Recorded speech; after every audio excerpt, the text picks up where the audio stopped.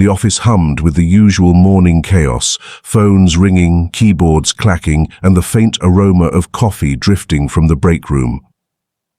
Ayesha Khan stepped into the sleek, glass-walled headquarters of Zenith Solutions, her heels clicking softly against the polished marble floor. At 32, she carried herself with a quiet confidence, her dark hair pulled into a neat bun, her tailored blazer accentuating her poise. To the casual observer, she was just another employee, blending seamlessly into the corporate tapestry. But Ayesha was no ordinary staff member. She was the CEO's wife, a fact she kept meticulously hidden from her colleagues. Ayesha had insisted on this secrecy when she joined Zenith Solutions 6 months ago. Her husband, Zain Malik, the company's enigmatic CEO, had initially resisted the idea of her working under him.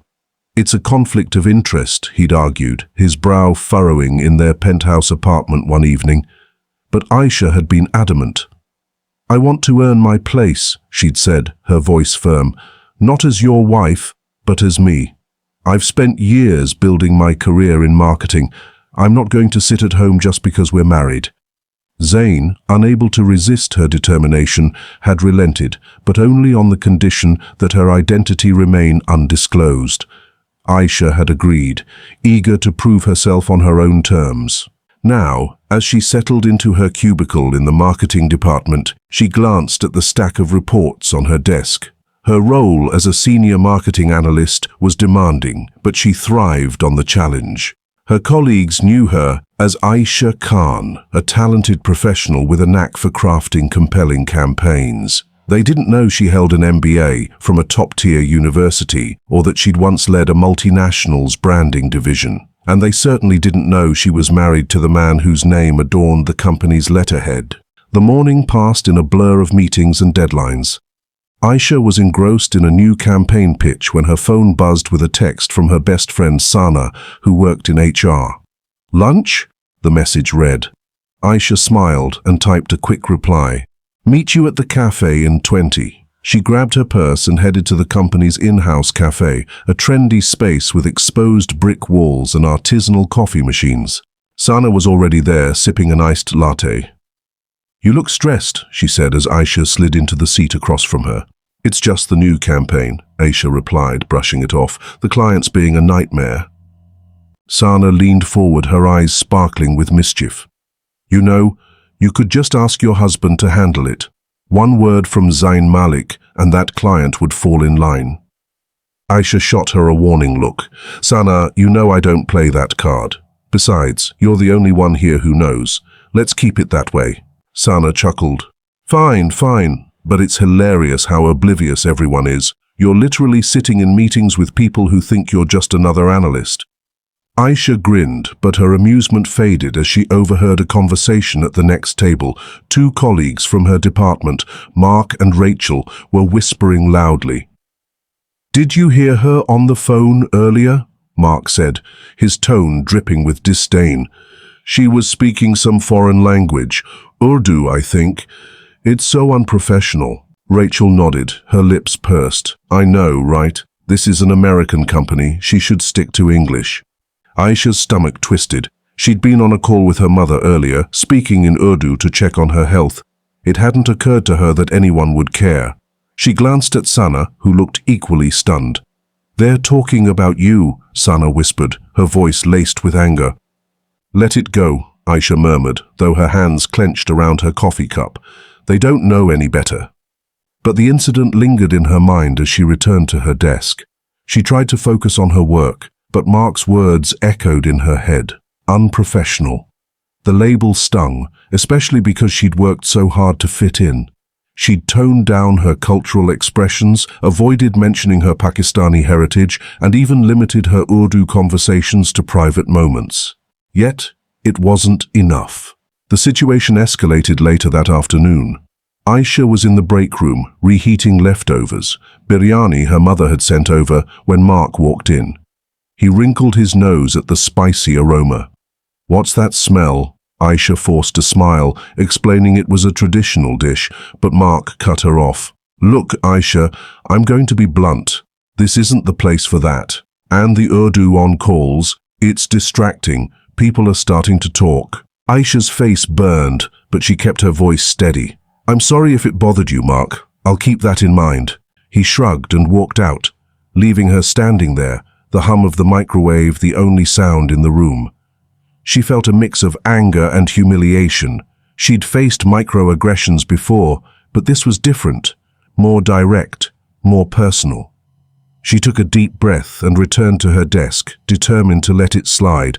But the situation took a turn for the worse when Rachel, her team lead, called her into her office an hour later. Rachel was a no-nonsense manager, known for her blunt feedback. She didn't waste time.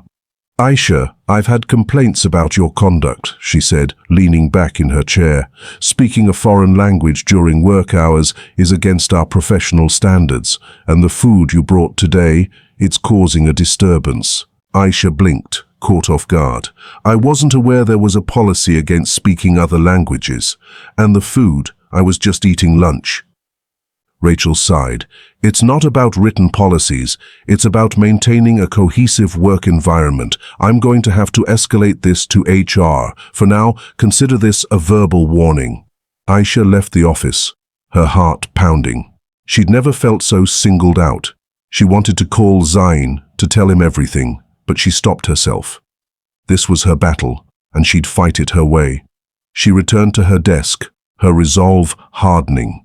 She wouldn't let this define her. As the afternoon wore on, Ayesha threw herself into her work, determined to prove her worth. She finalized a campaign proposal that she knew was exceptional, one that could land a major client. She sent it to Rachel, hoping it would shift the focus back to her skills. But when she checked her email later, there was a message from HR, a formal meeting request for the end of the day. Her stomach sank. This was moving faster than she'd expected. Sana caught her in the hallway, her face pale. Ayesha, I overheard Rachel talking to Mark. They're pushing to have you disciplined. They're saying you're disruptive. Ayesha's jaw tightened.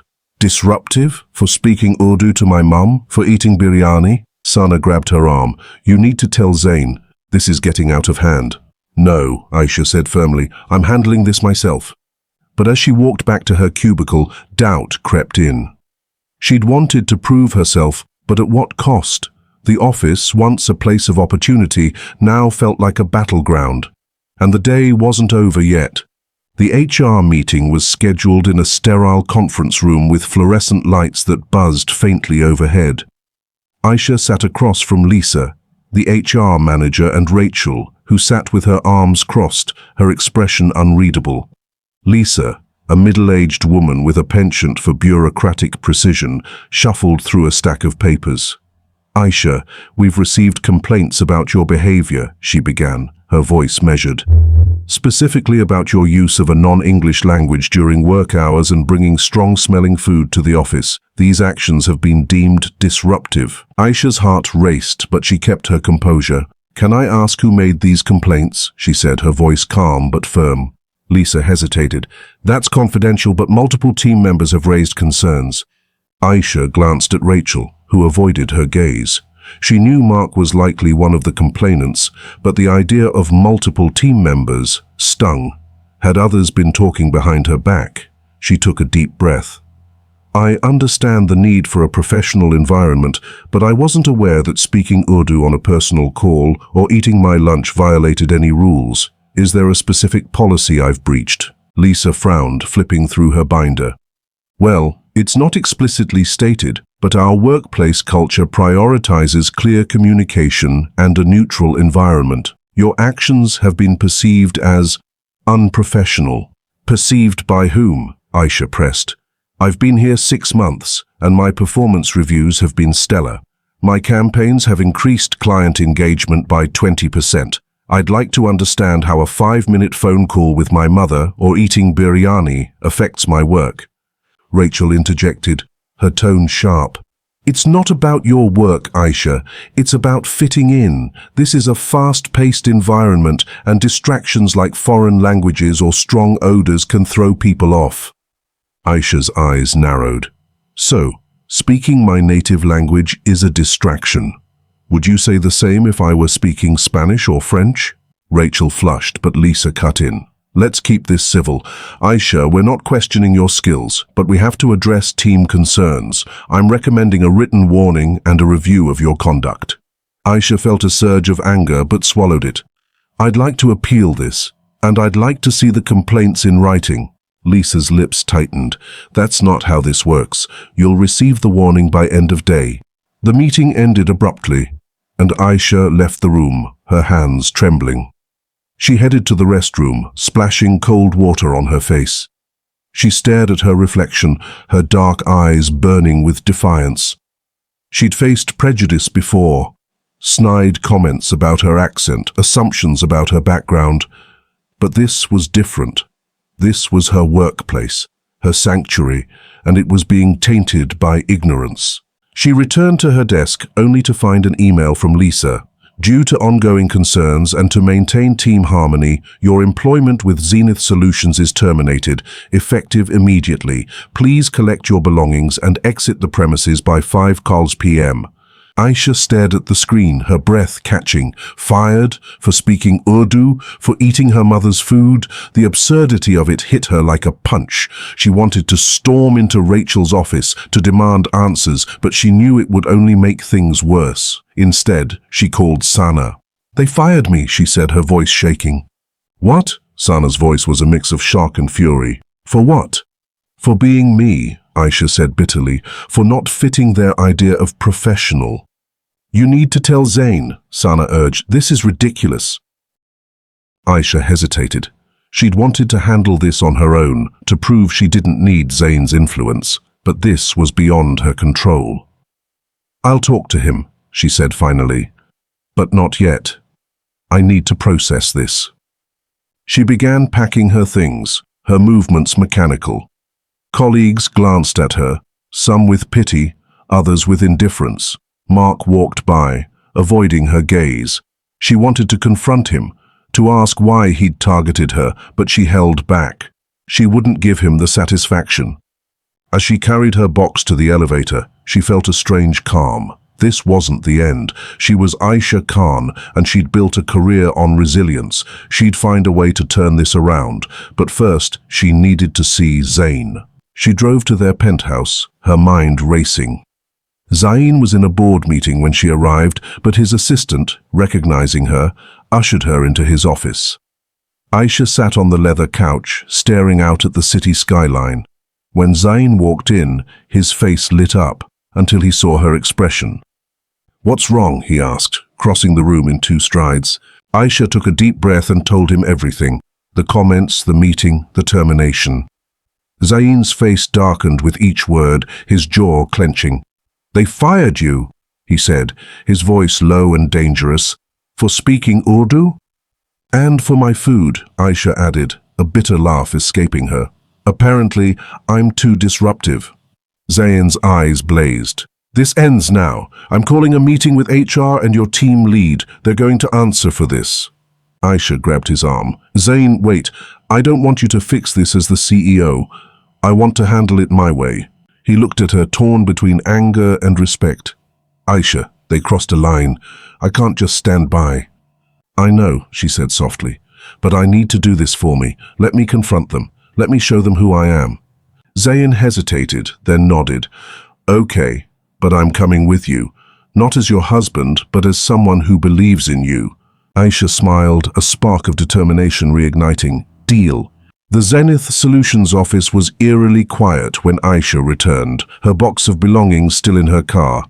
Zain had arranged an emergency meeting with the marketing team, HR, and senior management, but he'd promised to let Ayesha take the lead. She wore a sharp navy suit, her hair loose, her posture radiating authority. For the first time, she wasn't hiding who she was. The conference room was packed when she walked in. Lisa sat at the head, Rachel and Mark on either side, their faces a mix of confusion and unease. Other team members filled the chairs, whispering among themselves. Zain stood at the back, his presence commanding but silent. Lisa cleared her throat. Ayesha, this meeting is highly irregular. You're no longer an employee. I'm here to address the reasons for my termination, Ayesha interrupted, her voice steady, and to set the record straight. Rachel shifted uncomfortably. We've already discussed this. Your conduct was deemed unprofessional. Unprofessional, Ayesha repeated, her eyes locking onto Rachel's. Let's unpack that. I was fired for speaking Urdu on a personal call to my mother, who's recovering from surgery, and for eating biryani, a dish from my culture. I'd like to know how either of those things affects my ability to do my job. The room fell silent. Mark fidgeted, his earlier bravado gone. Lisa opened her mouth, but Ayesha didn't give her a chance. I've been at Zenith for 6 months. In that time, my campaigns have driven a 20% increase in client engagement. My latest proposal, which you dismissed, Rachel, has already been praised by the client as innovative. Yet I was fired, not for my performance, but for my identity. Murmurs rippled through the room. Ayesha continued, her voice rising. I came here to prove myself, to earn my place. I didn't want special treatment, but what I got was prejudice. You judged me for my language, my food, my heritage. You didn't see me as a professional. You saw me as other. Lisa's face reddened. Ayesha, we followed protocol. Protocol? Ayesha cut in. Your protocol allows discrimination because that's what this is, and I'm not the only one. How many others have been silenced, judged, or pushed out because they don't fit your narrow definition of professional? The room was pin-drop silent. Then Zain stepped forward. As CEO, I've been made aware of this situation, he said, his voice calm but firm, and I'm appalled. Ayesha isn't just an employee, she's my wife.